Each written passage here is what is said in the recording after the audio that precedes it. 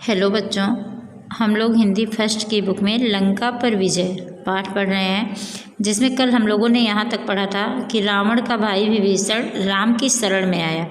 तो लोगों ने, राम की सेना के लोगों ने उनको सलाह दी कि इसे बांध कर बंदी बना लेना चाहिए क्योंकि ये शत्रु का भाई है। लेकिन राम ने कहा कि यदि स्वयं रावण भी मेरी शरण में आ जाए तो मैं उसे भी अपना शत्रु नहीं मानूंगा, कि अगर कोई मेरी शरण में आ गया तो मेरे लिए वह मेरे पुत्र के समान है। शरणागत वत्सल मतलब बच्चों की तरह प्यार करते थे, तो उसको मैं अपना शत्रु नहीं मानूंगा। यह कहने के बाद उन्होंने विभीषण को निर्भय करके अपनी शरण में ले लिया। निर्भय मतलब भय रहित, क्योंकि विभीषण के अंदर भी भय था कि मैं जा तो रहा हूँ राम के पास, लेकिन राम यह पता होते हुए भी कि मैं रावण का भाई हूँ, क्या मुझे अपनी शरण में रखेंगे, अपनी शरण में आने की अनुमति देंगे? तो उनके अंदर भी भय था, लेकिन राम ने उन्हें निर्भय करके उन्हें अपनी शरण में ले लिया, उन्हें अपना निजी सहायक बना लिया और समुद्र का जल मंगाकर विभीषण को लंका का राजा बनाकर उनका राज तिलक कर दिया। श्री राम ने विभीषण से समुद्र पार करने का उपाय पूछा। इस पर विभीषण ने समुद्र से प्रार्थना करने की सलाह दी और यह आशा की कि समुद्र स्वयं उन्हें जाने का मार्ग दे देंगे।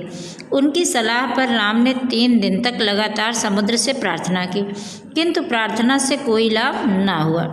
तो सहायक होने के नाते राम ने विभीषण से पूछा कि समुद्र के पार हम लोग किस प्रकार जा सकते हैं, क्योंकि विभीषण जो थे वो तो निशाचर कुल के थे, तो उन लोगों को सारी विद्याएं आती थी, वे लोग उड़ लेते थे, आकाश मार्ग में भी विचरण करते थे और इस प्रकार विभीषण आकाश मार्ग से राम के पास चले आए थे। लेकिन राम साधारण मानव की भूमिका में थे। राम के पास भी अपार शक्तियाँ थीं, लेकिन उन शक्तियों का प्रदर्शन वे नहीं कर सकते थे क्योंकि इस समय वे मनुष्य रूप में थे। तो उन्होंने पूछा कि हम सब लोग या हमारी सेना इस समुद्र के उस पार कैसे जा सकती है। तब विभीषण ने उनको सलाह दी कि समुद्र देवता हैं, उनसे प्रार्थना की जाए और कहा जाए कि वे उस पार जाने का मार्ग दे दें, तो शायद उस प्रार्थना को मान करके वे हमें जाने का मार्ग दे देंगे। तो उनकी सलाह मानकर राम ने 3 दिन तक समुद्र से प्रार्थना की, लेकिन कोई लाभ नहीं हुआ। तब राम को क्रोध आ गया कि मतलब प्रार्थना करने पर भी अगर नहीं मानते हैं कोई तो उसे दंड देना आवश्यक हो जाता है। तो समुद्र भी ऐसी ही निर्भीकता कर रहा है, ऐसी ढीठता कर रहा है, तो उसको दंड देना ही चाहिए। तो उन्होंने धनुष पर बाण चढ़ाकर समुद्र को सुखाना चाहा। उस बाण को चढ़ाते ही समुद्र का जल खौलने लगा। समुद्री जीव जंतु व्याकुल हो उठे। समुद्र स्वयं मानव का रूप धरकर प्रकट हुआ और राम से क्षमा मांगी तथा सेना को पार करने का उपाय बताया। तो राम को क्रोध आ गया और उन्होंने अपनी धनुष पर अग्नि बाण चढ़ा लिया कि जिसको वह बाण लग जाता वहाँ पर आग लग जाती है। तो यही सोचकर राम ने समुद्र को सुखाने के लिए अग्नि बाण चढ़ाया कि उस बाण से वो समुद्र का सारा पानी सुखा देते।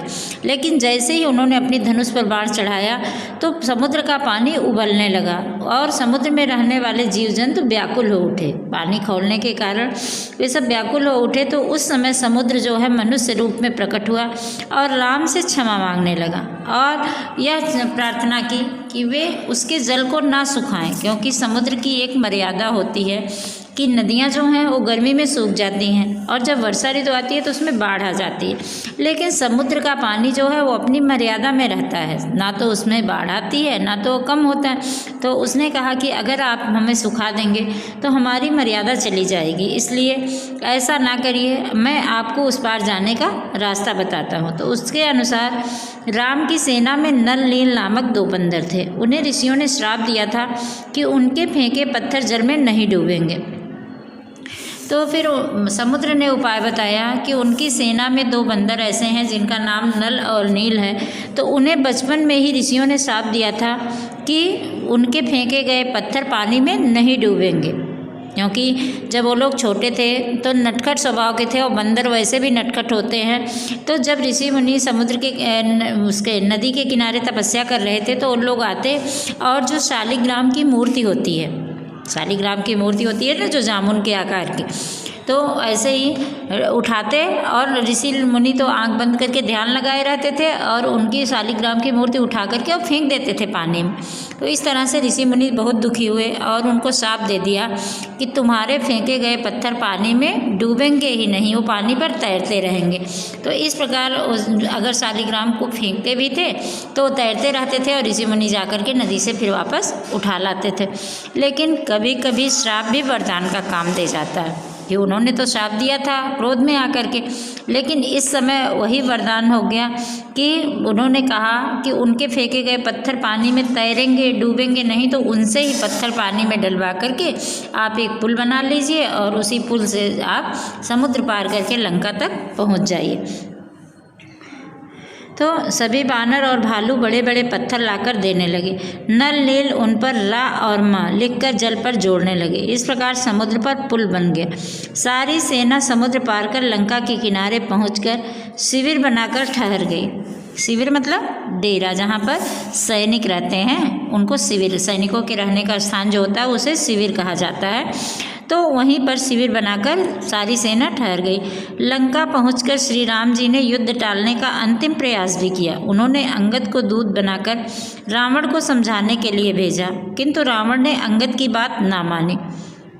रावण राम को कायर कहता था। इस पर अंगद ने कहा कि यदि आपकी सभा में कोई वीर मेरे इस पैर को उठा ले तो श्री राम सीता जी को हार कर वापस चले जाएंगे।